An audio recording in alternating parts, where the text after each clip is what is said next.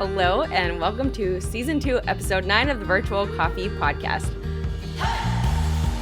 I'm Bekah, and this is a podcast that features members of the Virtual Coffee community. Virtual Coffee is an intimate group of developers at all stages of their coding journey, and they're here on this podcast sharing their stories and what they've learned. And we're here to share it with you. Here with me today is my co-host, Dan. Thanks, Bekah. We have a cool episode today. We thought we'd do something a little bit different. It's our last episode of Season 2. It is our, 18th? I've lost count. 18th. 18th episode. And last time our last Season 1 finale, Bekah and I talked about our own coding journeys. And so we didn't want to do that again. So we thought this time we would talk a little bit about what we've learned over the last year building Virtual Coffee, what we've been thinking about with Virtual Coffee vis-a-vis communities, and some of the struggles, the challenges, things we're excited about, and stuff like that. Yeah, we love being able to talk through kind of our approach to what the things that we've been doing and the challenges that we've faced, and to share that with everybody, because I think that we have a lot of stuff that happens behind the scenes, and it's nice to be able to talk about that in a way, and to talk about all the support that we've had from the community, and to be able to share that as well. Yeah. It was maybe a little bit of a long conversation, but it was, I don't know, it was very fun. And I think people are going to enjoy it. Yeah, I sure hope so. I enjoyed it. We start every episode of the podcast like we start every virtual coffee. We introduce ourselves with our name, where we're from, and what we do, and a random check-in question. Today's random check-in question is, if you had a remote control with only one button that controlled something in your life, what would the button do? We hope you enjoy this episode.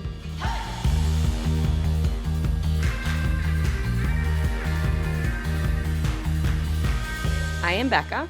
I am a front-end developer from a small town in Ohio. And if I had a remote control with one button, I would do the Zach Morris button from Saved by the Bell. Yeah, the timeout. You can't see it, but Dan rolled his eyes. Like, that's I did not. fair. I was nodding. You rolled your eyes. I saw it. Well, if I did, I'm doing the timeout button because Yes. sometimes my kids need a timeout, but also I need the timeout. So I am having a pause on life button. Yep. Well, if I did roll my eyes, it's because that was going to be my answer too. Although the Zach Morris part, I did not make that connection. Honestly, that might be, that's like a good upgrade because, he has somebody to talk to, right? Like he says timeout, and then he's like, talks it out with the audience, the pause idea, that would definitely be mine too. There's many times where it's just, whether it's like, maybe I need a break, but lots of times I would like to pause to just sort of figure out what is happening in the moment, or, what I'm going to say, or things like that. So, or just to get a little extra time in the day, I suppose. Although with the pause thing, do you get older? Like, do you continue aging while it's paused, So I wrote a screenplay about that. Oh, yeah. Well, what happened in the screenplay? Well, the protagonist, she could move through the time pauses. And so for her, when time was paused for everyone else, she just sped up through those pauses. And so she kept up with everyone else, but she just had the ability to kind of like do it on her own time without anybody noticing. Okay. So also, she didn't like... I did some deep research into physics, so yeah, it could happen. It could happen. Also, my physics teacher from high school was the worst, so... Well, I'm sorry about that. That's why I'm not a physicist. That's exactly it, yeah. Mm-hmm. That's the same. Why. Yeah. I had to... Yep. Actually, I liked our physics teacher, but he was cool. But I also ended up not a physicist. My physics teacher hated me, and so my lab partner would always get A's on lab reports, and I would write the same thing, and she would give me C's. I don't understand. Are we going to do a therapy session about my physics teacher today? I don't know. If we need to, we can. Maybe we'll say that for a different time. Um, Somebody asked me recently about virtual coffee and like, what are the pain points that you feel? What are the things that are challenging for you? And I said, well, there's not 40 hours in a day. And that's the most challenging thing for me. Yeah. There are so many ideas and so many things I would love to be able to do, um, but just cannot happen because there are hours in a day. Yeah. Yeah. Absolutely. I mean, like I mean, that's the biggest issue. I mean, we both work for a living, not for virtual coffee, right? I mean, and so I mean, that's always going to be an issue, right? And so one of the things that we've been working on really hard for the last however many months is trying to, you know, get people involved in helping out, but in ways that both support them and support us, I mean, it's such a important thing, right? Because we're doing this thing and we're building community and we're coding along with it, like whether it's part of the community or whether it is part of a paying job. And I think like it's a real challenge no matter where you are. If you're starting a community, sometimes you start it intentionally, sometimes like virtual coffee, it just kind of happens authentically. And then you try and go with it. And there's so many lessons that are learned along the way. I want to backtrack a little bit though and just kind of explain what virtual coffee is, because I also get that question a lot. Like, what is virtual coffee? Like, what do you do?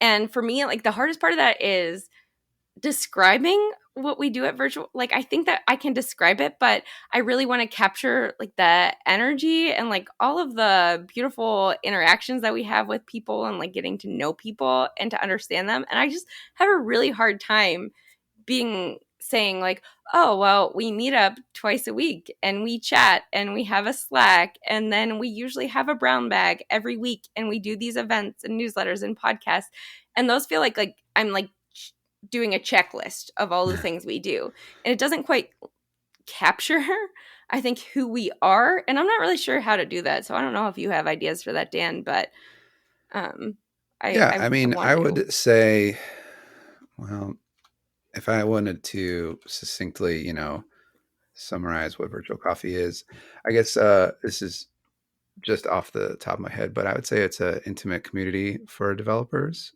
Oh yeah, is that off the top of your head? Yeah. No, I mean that's it though, right? I mean it's just an intimate community, right? And it's and the intimate part is important and distinctive part of virtual coffee to me, and all of the things that you described. I mean, I'm sure there's communities doing all sorts of different pieces of those, like individually. But the way that we have uh, ended up, both through our direction and through following, the members' direction um, and everything is this community of people who know each other pretty well. We have stuck through the 2 days a week meetup, which is nobody's really doing, um, and it's an integral part of uh, our community identity. I feel like it is the face-to-face conversations. We have a Slack. There's everybody has part of a million different Slacks, developer Slacks, or Discord, stuff like that. And one of the nice things about our Slack is that I've seen all these people's faces. I've talked to them. You know, in not just like sitting next to them at some presentation or not, uh, anything like that, right? It's our conversation. We have conversations. Our events, our brown bags are presentations, but they are member led things, right? They're not just us, the organizers, pumping out content and expecting our members to join, or something like that, right? It's that the members that are doing the presentations have something to share, and they want to share it with our group. Um, and I was we just did the Magnolia conference. We were a community sponsor for Magnolia JS, and I missed a second one. My son was sick for the second day of the conference, so I missed it. But what Virtual Coffee did there was did a virtual coffee style lunch table Zoom meeting, right? Um, and and we did breakout rooms with small. I had 6 people in my room, I think, and it was great. I've never been to an online thing that has done anything like that before. I've been to online events where there's a there's a Discord or a Slack or some sort of chat, and that's always fun. And I was having fun at the Magnolia one, and I have fun in our Slack too, right? But and the talks were really really good. I've been to a lot of good conferences, over the years. Um, and this was one of them.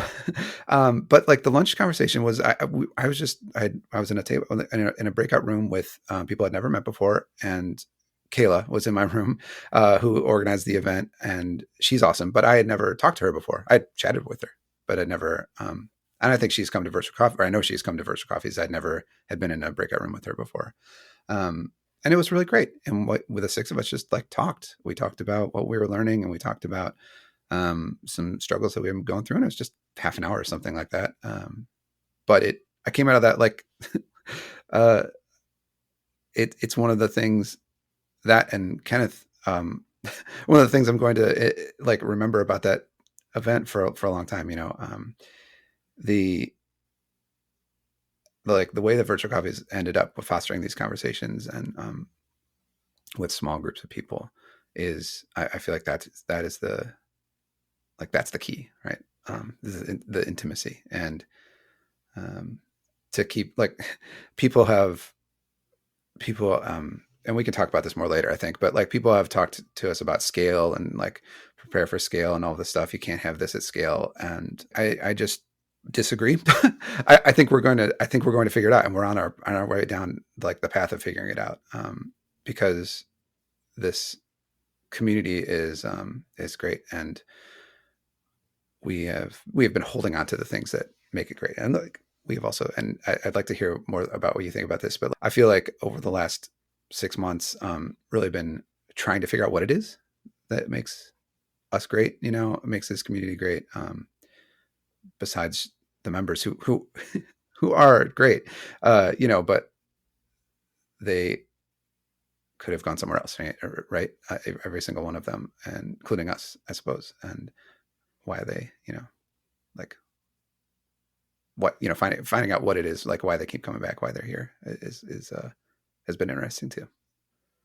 Yeah, for sure. I It's something I think of all the time, and I always bring up to people, like anybody can open up a Zoom, right? There's you can start a meeting, you can start a chat with other people, but we're here, and it's been such a nice thing. And Dan, I'm pretty sure you're the one that came up with the tagline, an intimate community for all devs optimized for you, right? And early on, when we were like just really trying to figure out like, okay, like what are we, how can we define that? And that's right, like I feel like I that's where I need to put my emphasis on this idea of an intimate community, because you don't really hear that ever and if you're talking about like tech communities, but it's true. And I was asking some of our more senior people. So somebody had asked me, okay, I understand why new or early career devs are there, like networking, trying to find jobs and stuff. And that's part of it, but that's not the essence of what virtual coffee is. And so they had asked me like, well, why do your senior devs come? And so I reached out to a couple of them, and the answer was like, we're friends, like I know who your kids are, and I know about you personally. And that personal connection is what makes it special, I think, because it's not like, yes, some people will come through virtual coffee and they won't be able to come back, or they'll find a new job and they'll leave. And like every time we have a person that comes and they're looking for a job and they find a new job, I am simultaneously super happy for them and like super sad, because I don't know if they're going to be back here. But like I don't think that I'm the only person that feels that, right? Like these are our friends and we have this time to spend with them and to share with them. And I'm like, I always define myself as like a shy introvert. And this week my introvertness was taxed a little bit because I had so much stuff going on, but still it's like these are the people that I look forward to seeing all the time. And we decided fairly early on ish, I think, that if you wanted to become a member, you had to attend virtual coffee because there's something very special that happens at those coffees because you hear other people, because you can see other people in those moments. And we really just try to embrace people where they're at. So, like we are also say, like, you don't have to participate. You can just come and listen. You don't have to turn your camera on.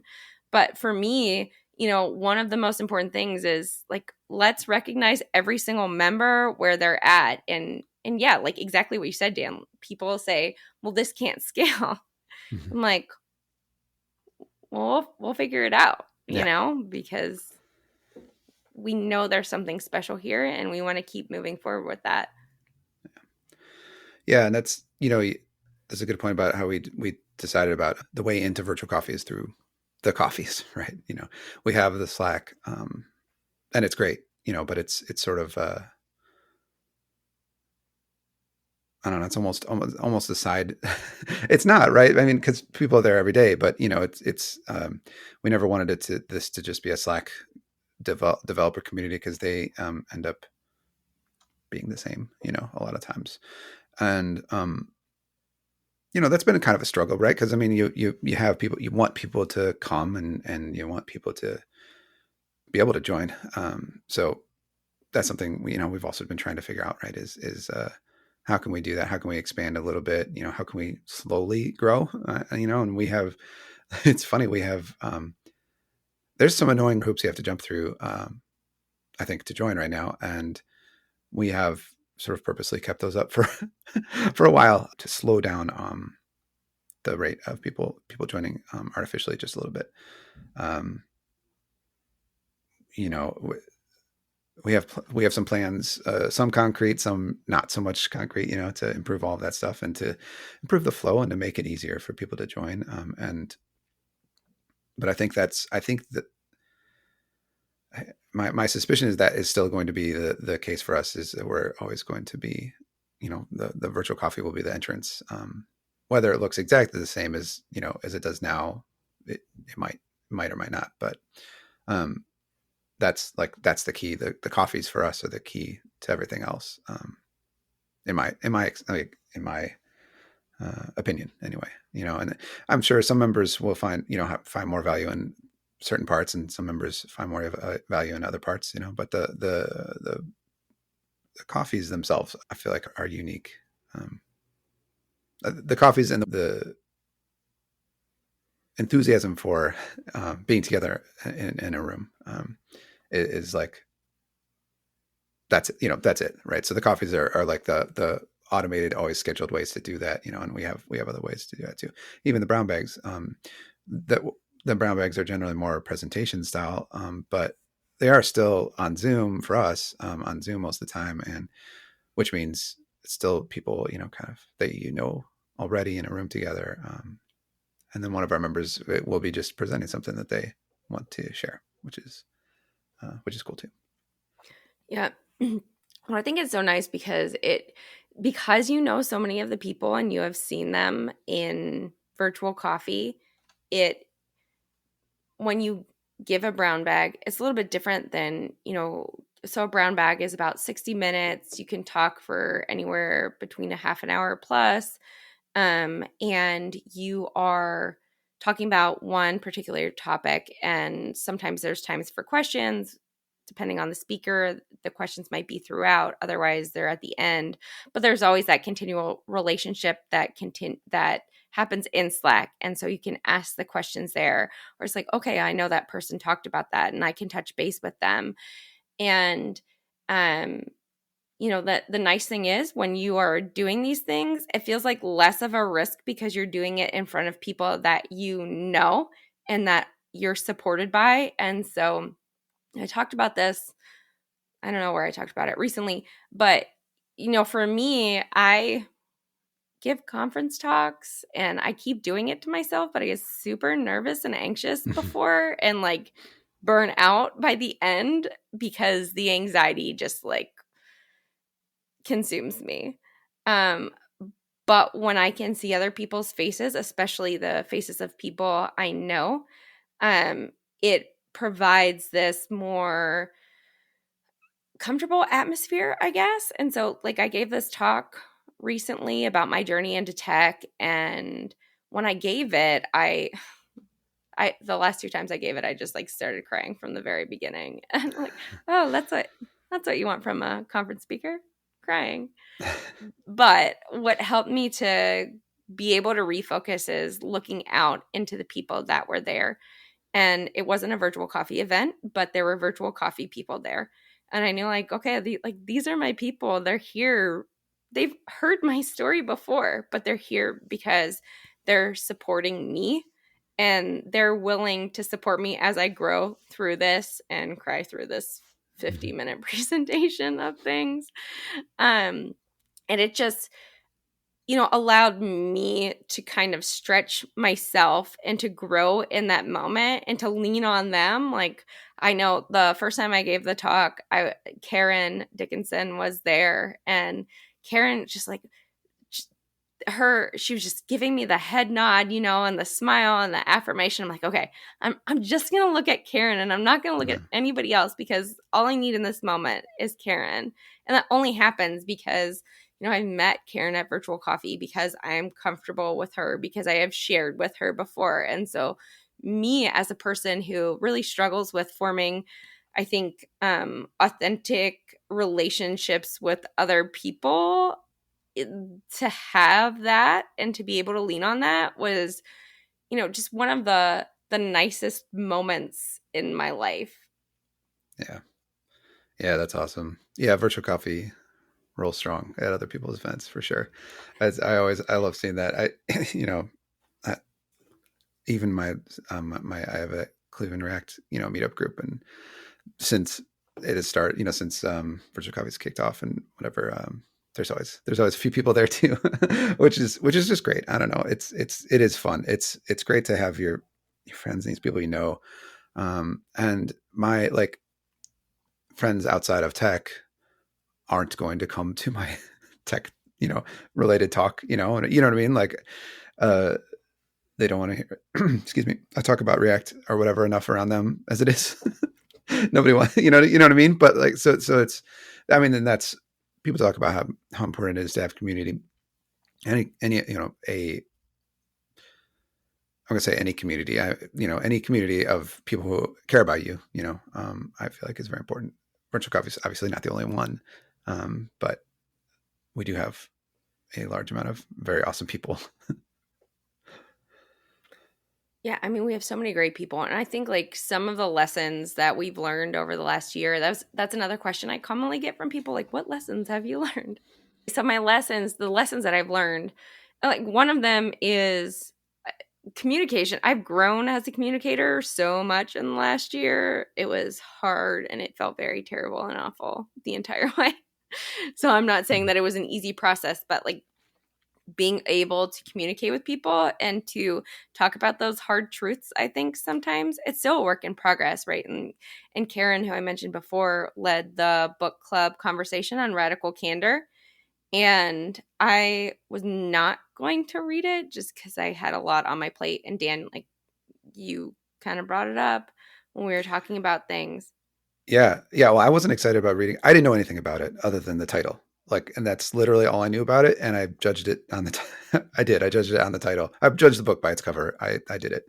But the um, I got into the intro, and I read the second edition, and she actually talked in the intro or forward or whatever, about how she wished she had chosen a different title, which was interesting. But no, I got through I'm maybe halfway through the intro, and that's when I texted you and I was like, Becca, you need to read this too. Like, we need to, this is what we need in in our lives for virtual coffee stuff.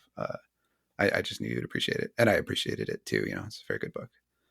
is so good. And it's very, very useful because I think, like one of the core concepts of the book is that sometimes you don't have those direct conversations with people because you don't want to hurt their feelings, or you think like they're going to grow on their own, or that they'll recognize those things. And number one, like you're projecting to that person onto that person maybe what you do yourself, but also you help people grow by being honest with them and letting them know, like, okay, yes, we've done this thing or you've done this thing, here's how you can improve, and you don't fix the mistakes for them. And maybe this is like a grade school teacher kind of thing, but I think we kind of lose this as adults because we want to preserve these relationships with people and think that by being direct, or like, okay, so I'm projecting on everybody else, this is what I think.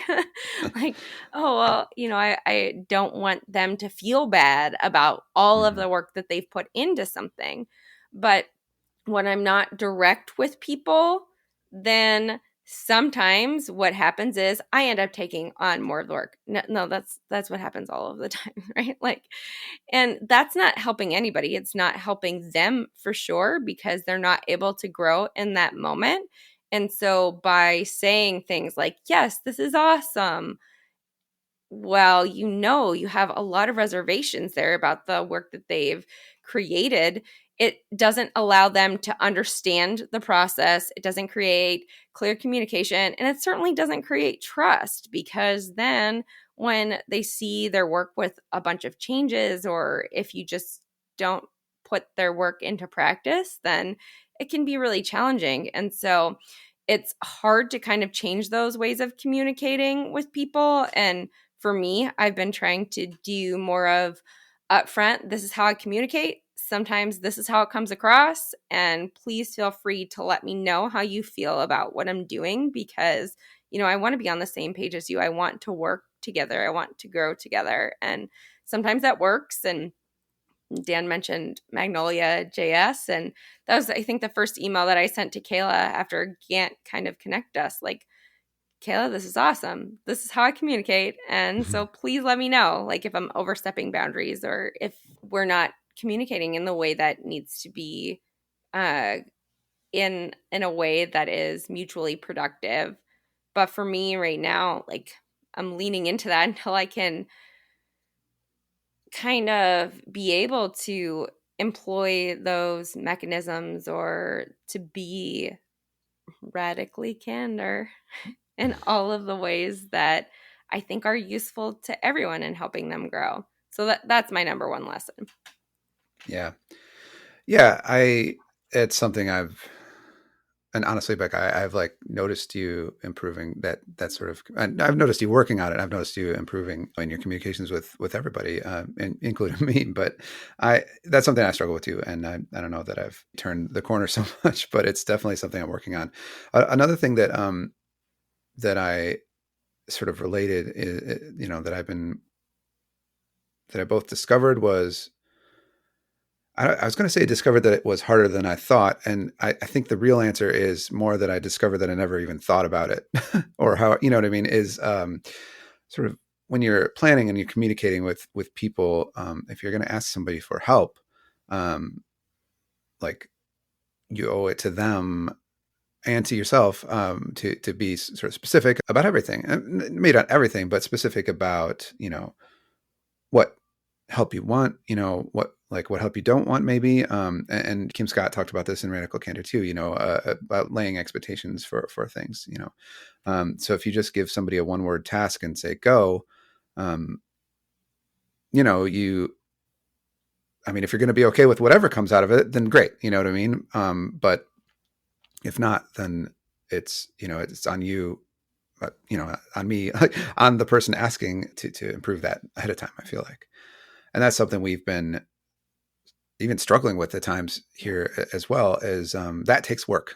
you know, the outlining that stuff takes time, and time is the thing that we have the least of. That was our first. Both of our answers for our remote control thing was just like, I'll just wait more time. Um, but anyway, it's so like balancing that with having to manage day to day stuff and everything else has been interesting. I feel like we are um, turning the corner on. Uh, and virtual coffee, we have some great new teams of people that are helping out with things. We had this team that's been going for a while, that has just been helping on the coffee events, leading breakout rooms and taking notes. And um, and it's been great having a little community of people that is just like that's the thing they're working on and they're excited about it. We have like a Slack channel that's just for that, and it's been really cool. And we've improved our processes. Like we did put work into putting things in, some documentation and stuff like that ahead of time. But since people have gotten involved, we've been able to improve it. We've seen where things work, where they don't. What when things are confusing, when they're not.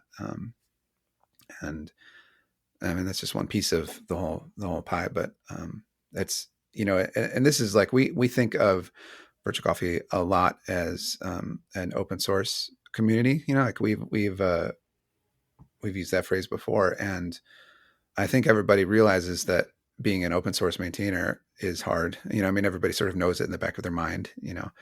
And that like a lot of the struggles that, and of course we have our documentation is open source, our website is open source, we have open source projects as well, right? And so uh, a lot of the same things we end up having to work through, and it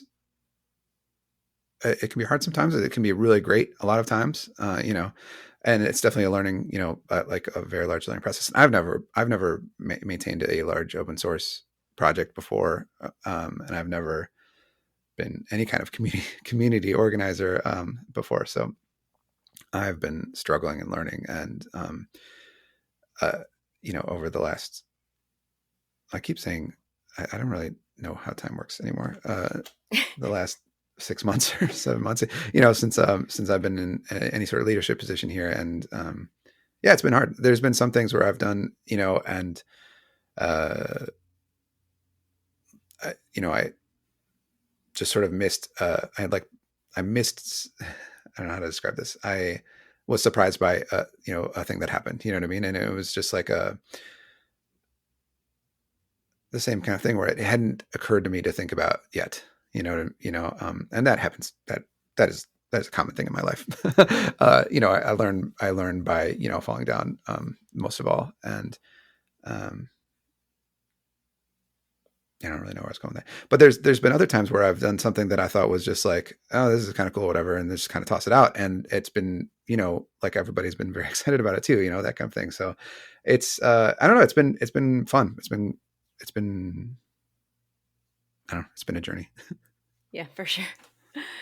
Yeah, and it is interesting to kind of see. So I think because we were not an intentional community to start with, some people, I've described it in this way, like, well, I was talking to Tom Cudd, I think, recently, and I'm sorry, Tom, if I am taking this and putting words into your mouth, but in my mind, what I remember is virtual coffee is kind of like a social startup, right?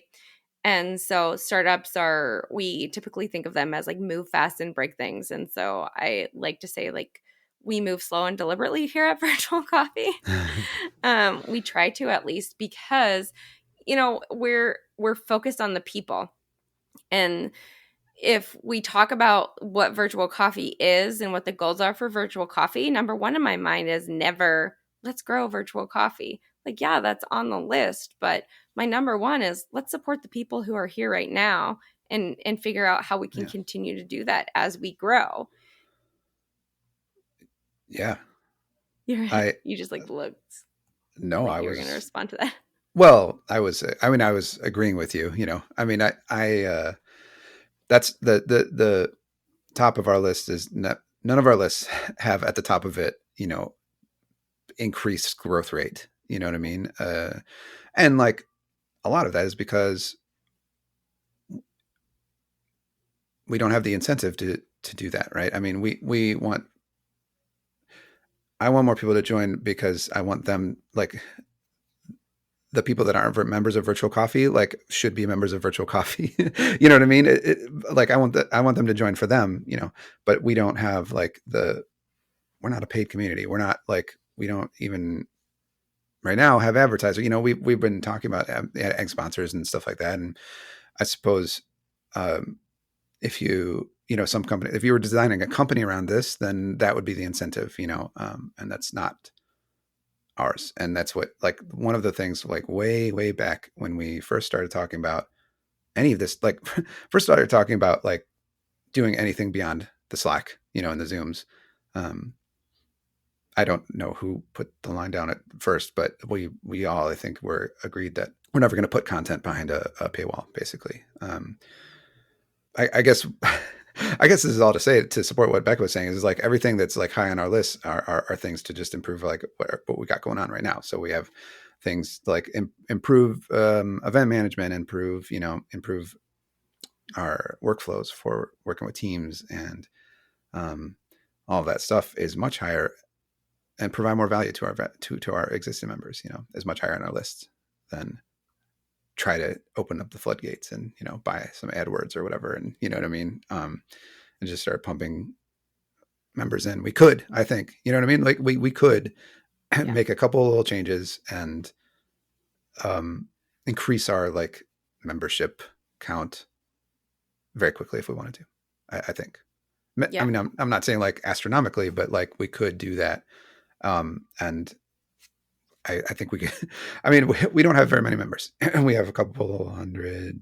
I don't remember what it is right now, active members. And um, I think if we just decided right now, like, let's double that, we could do that in like 2 weeks, probably. Yeah. Honestly, if that was our only goal, and it's just not, you Yeah. know. For sure. And I think like, and that's a thing that like I keep coming back to. And sometimes I get super frustrated with people who are asking about like, okay, well, what are your metrics? Like, I know about metrics of community building, but I'm not interested in a lot of them because they don't include so many people. And so for me, it's about making sure that we get it right for our people and for people who are underrepresented. And, you know, there's a trend in tech that everybody who talks the loudest are the people that get heard, right? And we have so many amazing developers in our community at all stages. And they don't have 40,000 Twitter followers or whatever. You know, they participate in the ways that are meaningful to them. And that's like so many systems of judging, like, who are your top members? Right. They just like focus so much on like I guess quantity over quality. I don't know. We had Courtney on earlier this season, and Courtney is not ever going to be the loudest person in the room, but she provides so much value to everything that we're doing at Virtual Coffee, you know, by mentoring, by, giving talks, by supporting other members. And like, that's great. And that's missed in so many metric systems, but also like, there are valuable community members who listen, right? Like, why are we placing value? Why are we saying a community is valuable only if you have people who are out there speaking in all of the channels and doing all of the things, right? Like, we should not be discounting the quiet people or the people who just choose to listen, because they deserve to be served as well. They deserve to be part of a community. And this is me getting on my soapbox now. Um, but like, this is how changes are made, right? Like, you allow people to participate as quickly, as slowly as they want to participate, and you say like, you're a unique human being. You are doing things in the ways that are most comfortable to you, and like, we are here for that. Like, we are Mm-hmm. not here for that if in the future you decide to give a talk, right? Like, that's great if you decide to give a talk, but also it's great if you decide to be here and just listen the entire time. Like, that's okay. It is okay for you to be there with your camera off. It is okay for you to not drop something in the chat. It'll be maybe a little bit more challenging to be interactive, but maybe that's not what you're looking for. And so I don't know, I feel this like consistent struggle with that question of, well, how does your community impact people? Because I think that it doesn't quite capture that. And I've been like slowly working on this virtual coffee model for community building. And one of the things that I have there is that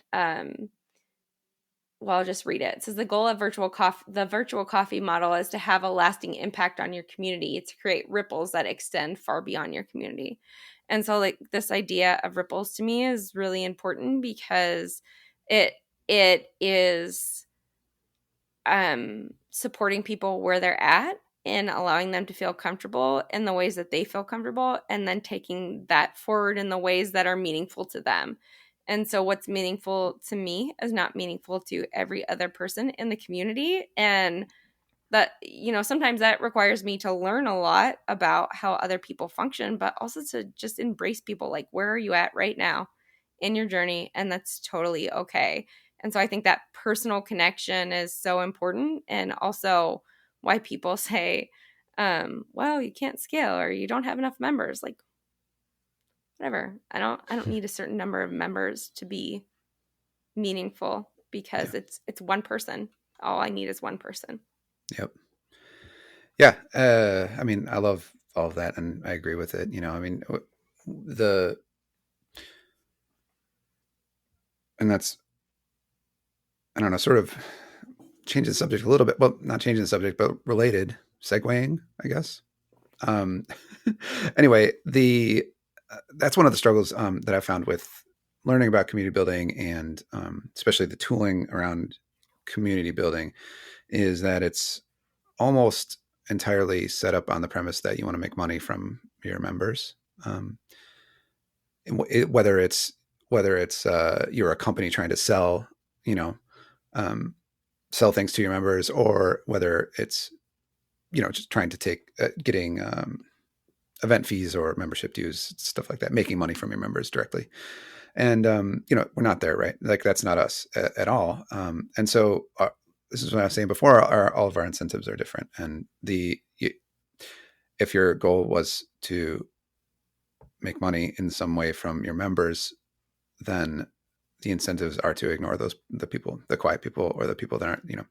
There's a um, we started using a service called Orbit, which I like a lot, actually. But I'm going to pick on them a little bit. But one of their things. So Orbit is sort of a community. I don't know how to exactly describe it, but it's a way um, to Community management yeah, it's tool. not so much for managing. What it is a way to keep an eye on what your members are doing across your different services, right? So we have Slack, and we have GitHub, and we have Twitter, and we have whatever. And it's hard to know, it's hard to like know what people are doing when it's all spread out across different services, right? And so what Orbit can do is you can just have one thing, and then add your services in, and you can and then it'll track events, and say where they happened, and who did them, and it will sort of identify, or you can add them in. But so if we have a member, um, I can usually find on Orbit their Twitter and their GitHub, and their Slack are all like in one person, so you can see if, oh, this person commented on Slack, and then, oh, they like something on Twitter, that sort of thing. But one of the things that I don't like is they have a metric called reach, and that is all what you were talking about before, was the high Twitter followers, that sort of thing. And that's a metric I'm not interested in at all for virtual coffee. I would be interested in it if I was incentivized to, like I was saying, like, if those are the, like, Orbit is trying to say those are the high value members, but we just know that that's not, um, that's not true for us, right? I mean, I don't know. I have like a handful of followers on Twitter. I'm not even saying that I'm high value, but like, man, remember, but you know what I mean? Like, it's just like not a thing. We don't. It's great if people want to talk about virtual coffee on Twitter or whatever to their friends. We do want people to do that if they want to, um, but not because we want to make more money, if that makes any sense, Yeah. Um, and so, like, that's been a struggle with a lot of the event management stuff is, sort of based around ticket sales, things like that. Community management stuff is like uh, cheap, free tier, and then after that, it's like they're taking a percentage of your member dues, for instance. We just know we're not going to have member dues ever. So I don't know. It's been interesting. Yeah, I mean, this idea of, I mean, like, and we're losing money on virtual coffee, right? Like we're paying things out of our pockets and we're taking time out of our day, but also like what we want to do is, support people where they're at, especially so many people that have come to virtual coffee have said things like, I never felt like I belonged to a community until this one, right? And I would, I'm going to just guess that our average age is about 35-ish, middle 30s. Anyway, that's me. Yeah, that's And also same, like I never really felt like I belonged to a community before this. And it's just so nice to be able to have such a diverse group of people, and we've gone back and forth about like what expansion for virtual coffee means, and like should you be able to have virtual coffee react or virtual coffee that belongs to a particular group of people. And I think, like it depends. But also what we love so much is the diversity of people being at different stages, people being here to mm-hmm. support each other.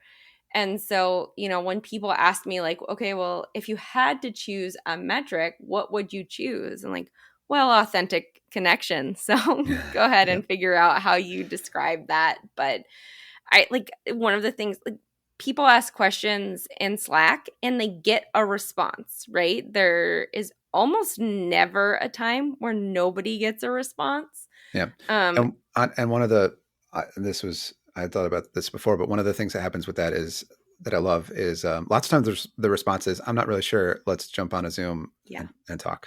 You know, and it's not a virtual coffee official thing. It's just one member talking to another member, and they just throw a Zoom link in, and they're like, "Hey, let's go talk."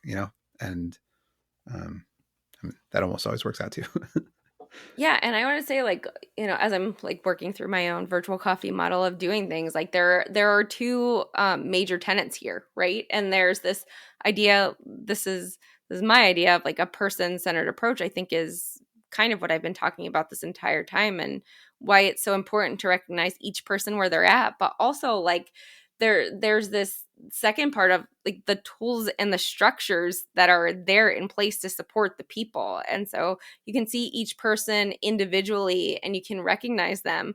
But if you don't have support in the tools and the structures, you're not going to get very far. And Dan, I know like you've worked so hard on that, and the co-working room especially has just like taken off as one of the most important things I think we've ever done in virtual coffee. So if you want to just give an overview of the co-working room, or how you've Yeah, yeah. come up with these Excuse me. ideas. This was another instance of our members were just doing this like on their own, just posting in whatever general, or just posting in Slack. Hey, I'm just working, just sitting here working. If anybody wants to work with me, and posting the Zoom link, from their own Zoom, um, and they're just doing that often. And it seemed like people were enjoying doing that, and um, we talked about. I don't remember who. Shoot, I'm sorry, I can't remember who's. Somebody shared an article about a way that somebody had done this before with Zoom, and who's Joshua? We have I'm a sorry. couple of I'm gonna Joshuas. We have I'm Joshua gonna have to look it up. Clark, I'm Joshua gonna have to look it up Parker. because I wrote it down a while ago. Um, but so yeah, so we thought, well, let's maybe we can just make a co-working room that's just like basically a conference room that people can go in and work and leave and whatever. No pressure, no, um, you know, I don't know. Expectations. Yeah, no expectations, and and it turns out you can. And so like I mean, like, so this is combined a few different services, but in Zoom you can create a sort of ongoing recurring meeting. So it's actually really funny. It's a recurring meeting, and it recurs and you select no particular time, right? So this is a meeting that has the same ID or whatever, it's the same meeting, but it has a bunch of instances that just start when somebody joins and stops when they leave. Because that's what we wanted. We wanted to be able to have members join. We wanted to not have to have a host, because that's one of the struggles we have with other events, right? Is having to have a licensed user be a host to start them and to do controls. But for the co-working room, that we wanted members to be able to start them, right? And so obviously you can have Zoom meetings, have people join before the host. And so what we ended up doing is creating a licensed user that is just a bot user, that is just like not any person, right? And that user just has one meeting. It's just this meeting. And that person is not a person, right? That user never joins, never logs in, never does anything, but they just own that meeting. And so when somebody has the link and they join, then a new instance starts and then people can join. And then when the last person leaves, that instance ends. And then to tie that into Slack, we wanted to, like, creating the room was cool. We did want to have the next part was like letting people know when people were in the room or not, right? Because there's no way to do that with Zoom. There's no way to just like look. And so I ended up Zoom has webhooks and Slack. We created a Slack app a while ago. Mike Rogers was was the one that pushing the Slack app. When we started, we have the Slack app does like event notifications, stuff like that, and so we use that Slack app to between the Zoom webhooks, the Slack app, and netlify functions, basically notifying our Slack room. We created a co-working room, and then notifying that room when the room opens and closes. When people join and leave, that kind of thing. And it was kind of fun. I have a blog post that is planned and not at all written about this, the technical details of this, because it was kind of fun. But yeah, so and people have been using it pretty regularly. It's pretty cool. All the time. It's constant. There are constantly people in there. We I do wish that you could do. There's no way to do breakout rooms, which is a bummer. It would be nice to, because sometimes people are. It's like if you imagine you're in a room, in a co-working real life room working with somebody, and you like want to have like a chat about something. Okay, let's go step over here and talk so we don't bother everybody. I wish we could do that. Unfortunately, there's no breakout room control right now in Zoom through the I API. feel like the easy way to do that is just mute. Like if people come into the room and they're chatty and you're working, just Oh, you can mute. just mute. Yeah, sure. Yeah. But then you won't know when the conversation stops or whatever. Too. It's like the breakout rooms would be cool. It's not like a deal breaker. Obviously, people are using the co-working room a lot, and seem to enjoy it. So that's been kind of fun. I don't know if this is a thing that would grow our member. Like if we were focused on just profits or whatever, I don't think this would have ever happened, or it would be on the bottom of the list. But since our members were doing it already, and then our kind of goal is to support them, it was a pretty easy choice to just kind of go and set it up. Spend a couple days on it. Yeah, I mean, it's been nice. I wish I can spend more time in the co-working room. Like, I just low-key hover over and see like, oh, they're all in there having fun without me. So there's some FOMO there, but I think it's been nice to be able to go in, and I've been in both situations where I come in and somebody is working quietly and they say like, well, this is where I'm at my Pomodoro session or whatever, like, okay, cool, I can work. And then there are other times where I, I just start talking to people or they start talking to me, and we just deep dive into things that I want to be able to talk about with community members, but just I don't have that opportunity to all the time. And it's been really, really nice to have those conversations and to be able to think about like, okay, like, how do we keep moving this forward? How do we keep pushing? How do we do things that people need and that are not being done right now, or at least like not in ways that I can see?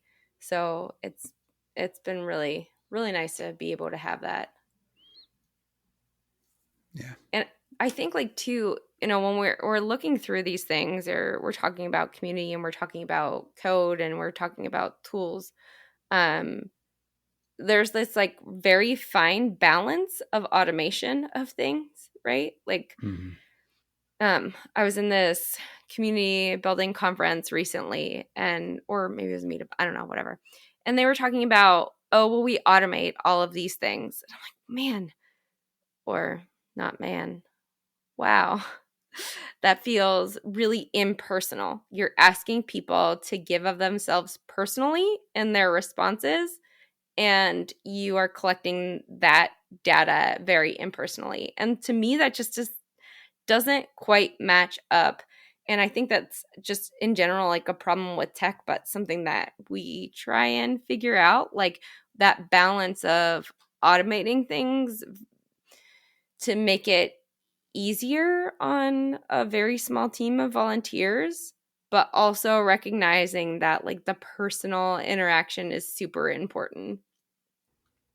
Yeah. Yeah, absolutely. There's,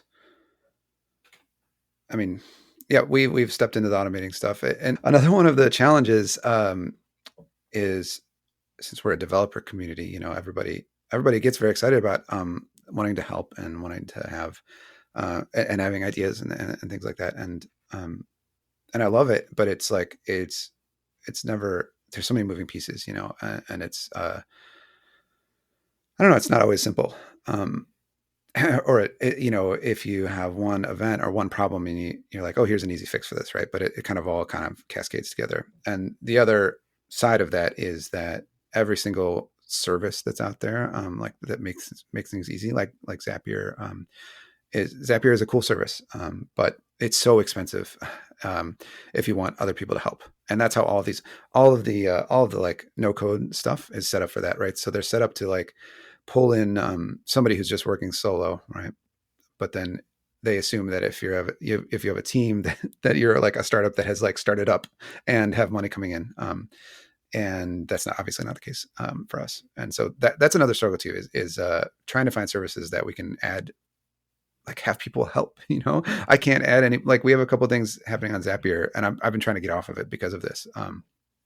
And I can literally, like, my choices are to pay a large amount of money that we can't, like, that I'm not going to do, to add people to a team, or share my password, which, like, I don't really, we don't tell anybody, but we do this on a couple services, and it's not fun. It's like a pain, so it's, that's, I mean, that's another part, like that's another struggle too. And so we've actually been on the tool side.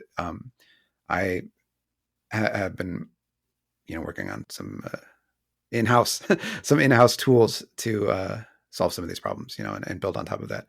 And that's kind of fun too. I'm going to be doing a preview, I think, in a couple weeks. Like, we're not quite there yet, but to get off of some of the extra services that we're using, and use our own stuff, will help us, because it'll solve our own problems and, scratch our own itches or whatever. But it'll also be cool because we can open source parts of it and get the community involved, things like that too. So that's that that's coming up sometime in the next whenever. I'm not making any promises, so it's coming.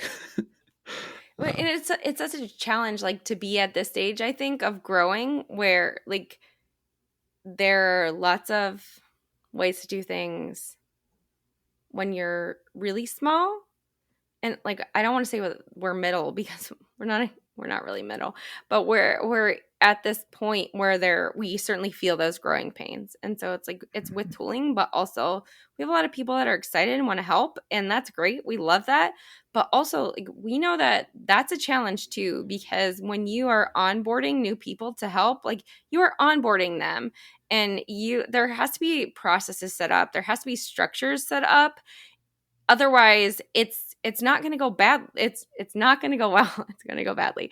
Like everybody's going to feel let down in that situation. And so those growing pains of like, okay, like there's tools that we want to be able to use, but we can't use these as a team. And also like, hey, we want to be able to onboard new team members, but we have to be able to have these things set up for them. Otherwise, we're not setting them up to succeed. We're not setting them up as partners, as teammates, or in a way that allows them to understand like, okay, like what is the goal and can we accomplish this thing? And so like when you're in that like middle spot that we're in now, that it requires just so much work and effort to be able to support people. And like, yeah, long term, it's going to be better if we're able to do those things. But like right now in the midst of it, it is a challenge because like we said in our random check-in question, there's just not enough time in the day to be able to do all of the things that we want to be doing with the knowledge and understanding we have of who our community members are and being able to support them in the ways that they want to support us. And so it's a good problem to have for sure, but also it's something again that like we're working really deliberately to do to be able to empower all of these people and for them to be able to succeed in what we're handing off to them or what we're asking them to do to support us. And so it's just like the middle ground of growing pains, I think. Of That's where we're at, Yeah. where I think we're at. Yeah. No, I agree. I agree with that. You know, it's We're 11 years old. Is that the growing pain age? I got an 11-year-old. That's how it feels. And a little okay. smelly. Fair enough. The yeah, I mean, I agree though. It's we're in an interesting phase. You know, but it's exciting too. You know, and we've just created some of these teams to do some cool stuff. I'm very excited to see how that goes. We have an ideas team. You know, I think that we started right. We do have the ideas Yeah, we team. kicked it off. Cool. And a well, what other teams do we Ideas, do? With brown bags, the monthly challenge monthly team. challenge team is Yeah, rocking it that's right gonna be now. cool. So Yeah, shout yeah. out to all those people because you're I'm pumped. amazing. But it took a long time to get to that point. You know, we've been wanting to do. We started talking about teams in like exactly like this, Months ago. except yeah, months and months ago, and we had a couple false starts, and I mean, the only thing to do from that is learn, right? And we have, you know, and I feel really good about uh, you know, about what's going on right now, and the direction we move forward. I feel like it's a little bit of a new phase, you know. So um, I don't know. I'm excited. 2.50. Is that how that works? I don't, is it a major version of? I feel like it's still just a minor version, though. You know. We're in the middle. I feel like the Hacktoberfest for me like kicked off Virtual Coffee 2.0, and we're Yeah. So halfway to next version. that's another thing I was going to say that I'm excited. Speaking of things I'm excited about is, I mean, it's still farther away a little bit, but like it's getting closer and closer. Is Hacktoberfest, Yeah. and you know, we don't have any specific new plans for that yet, but we have had some ideas pop up, and I'm pumped. The Hacktoberfest was a blast last year, and for virtual coffee, and for anybody who doesn't know, this is oh shoot, who does Hacktoberfest? It's DigitalOcean yeah, and Dev, I think, DigitalOcean, and Dev is partnering with them. Okay, co-sponsored last year. well, either way, you know, they've done that for years, and we sort of thought it would be cool to get our members, you know, involved. And it was cool. It was so much fun last year, and I think this year is going to be even better. So that's another thing I'm excited about that is on the near horizon for us. Yeah, for sure. And it is. It's October about like we're already talking about it now, which is nice. Like last year when we were doing virtual coffee started in April. So at this point, I thought like we would be done by the time summer rolled around, Mm-hmm. and then we were not done. And we're still going today. And so like it's nice to be able to think like this is what we did last year and this Mm-hmm. is how we can pre-plan for all of these things. So it's, last year we started planning Hacktoberfest and it was amazing. But now, like knowing we're going to do Hacktoberfest again, it's just extra exciting because I know we have so much time to work through some plans and ideas and Yeah. to do these things. Yep, it's going to be awesome. Another thing that our community members have been doing on their own that we've been enjoying watching is is something we eventually identified as interest groups, right? But this is like our members. There's been a few different ones where members have basically started talking about something that they're interested in, and then started doing more regular meetings with people, things like that, because other people were interested too, right? And so we have Marie has been doing a tech interview study group, and it's been awesome. Like there's been so many people that have been, I feel like I've gotten a lot of value, and and they've made some friends, things like that. Karen's been running the book club we were talking about before. That's been amazing. Ray has been just like killing it with he's created a React sort of help support group, and also an indie hackers, I don't know what you want to call it, support group as well. And that's been a really cool thing to watch. It's been a cool thing to watch happen. It's been something that we've been trying to figure out how to support, while not getting in the way or anything like that. So right now, these our members are doing these all on their own, and it's been very, very cool to see. Yeah, it's been really nice to also be able to go in there and listen to the things that they have to say and to learn from them. And in those groups too, I'm going to just like go back to this soapbox on metrics of community building, Hmm. because Ray has been here for a while and he's watched things, and Karen too. Marie's been pretty active since the beginning, but we have members that have been here for a while and just took these initiatives and went with them, right? And so if you look at traditional metrics of how communities are measured, I think that some of these fall through the cracks, and they are not weighted as high in Hmm. points as other people. And this is the whole thing why these systems are not great, or they're not open to people at different stages of where they are, because sometimes it takes like sitting back and listening. Sometimes it takes a moment in your life to open up to these opportunities to be able to do these really great things that are impacting so many members of the community. And like, yeah, they are would be weighted right now in this moment, but prior to doing these things, we have quieter members, and that's like a totally valid and great place to be, because the value should be placed on like what you're getting from the community, not what the community is getting from you. And I know like I've learned so much from each one of these members, and I Hmm. couldn't, possibly, I like try to say how much I've learned from them, and I try and talk about how amazing they are, and the words just cannot capture how I feel about them as people and what they're doing. Like they're Yeah. just amazing. Yeah. I absolutely agree. I've started talking to the members that are doing these kinds of things, to learn just a bit, is how we can, support them, how we can make it so that they can do this easier, or whatever, or how we can Yeah. make it, if another member has something similar that they want to do, but don't have the tools, maybe we can come up with some sort of process, to allow that to happen with less friction, or just, less worrying about the details, and more just concentrating on the good stuff, right? The actual Yeah. talking, the interactions, the learning, stuff like that. And I think that leans into the authenticity of the group. Like Mm, these things just come about naturally. Virtual coffee happened naturally. And like if you look 5 years, this is part of it, just being able to yeah. support people and what they want to bring to the organization. And like, yeah, that makes it challenging because you're constantly pivoting.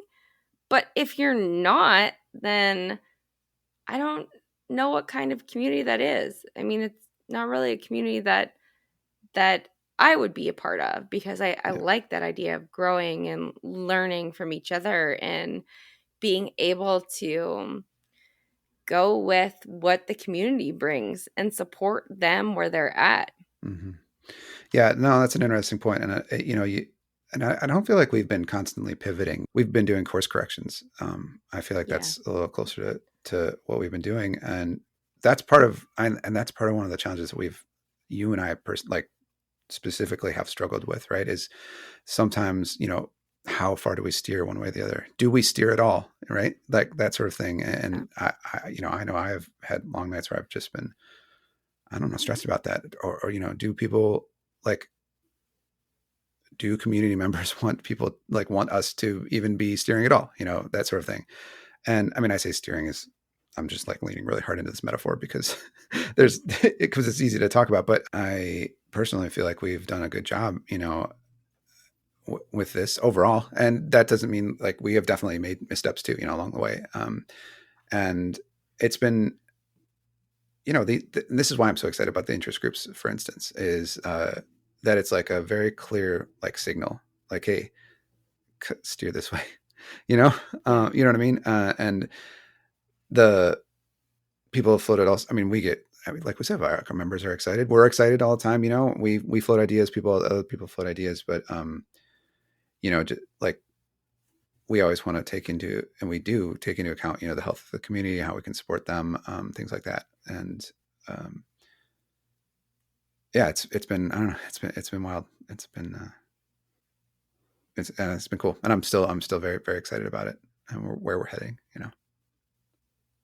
Yeah, for sure. It is just very nice to see people comfortable Yeah, in our community and being willing to grow and to support each other. And that's the biggest thing for me. So if you're going to ask me, what metric mm-hmm. do you use to tell whether or not your community is healthy? It is the supportiveness of the community Yeah, for every member that's here.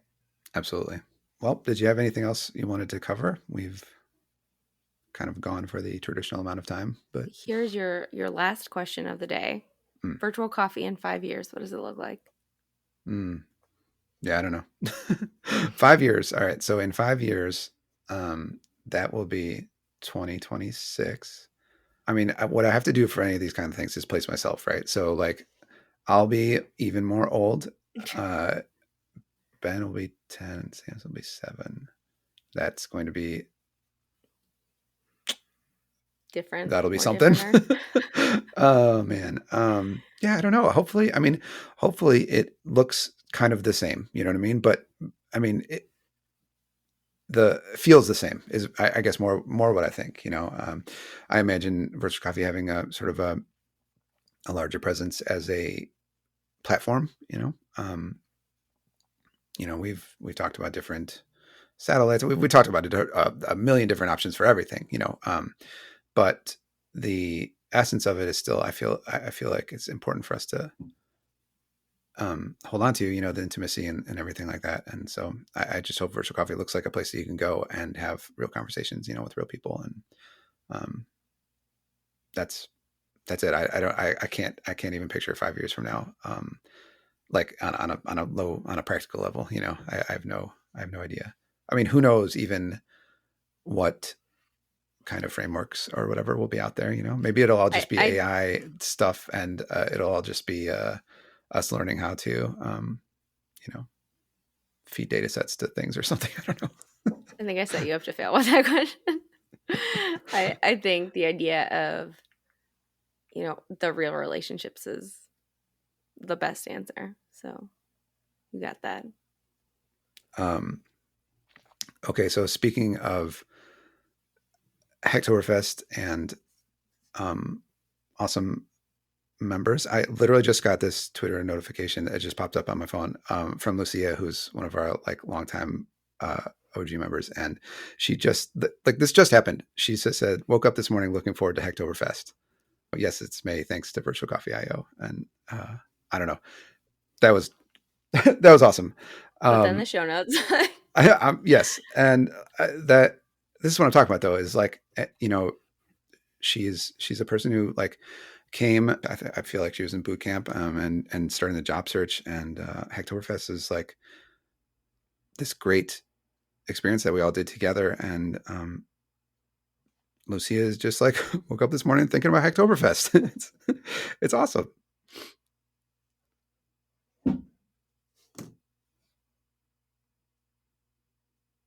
All right. Well, cool. I think that was, I don't know, that I think that was really fun and really great.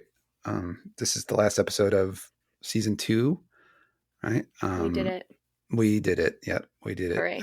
When are we going to be back? We'll be back in 3 weeks.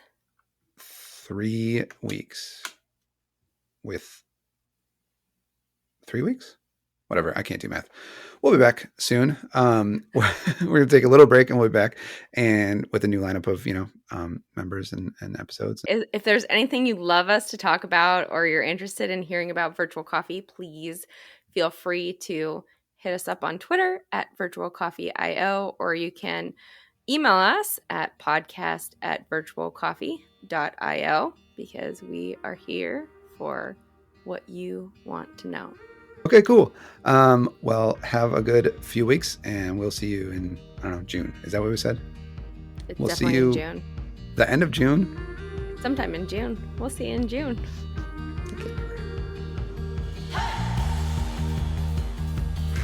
Thank you for listening to this episode of the Virtual Coffee Podcast.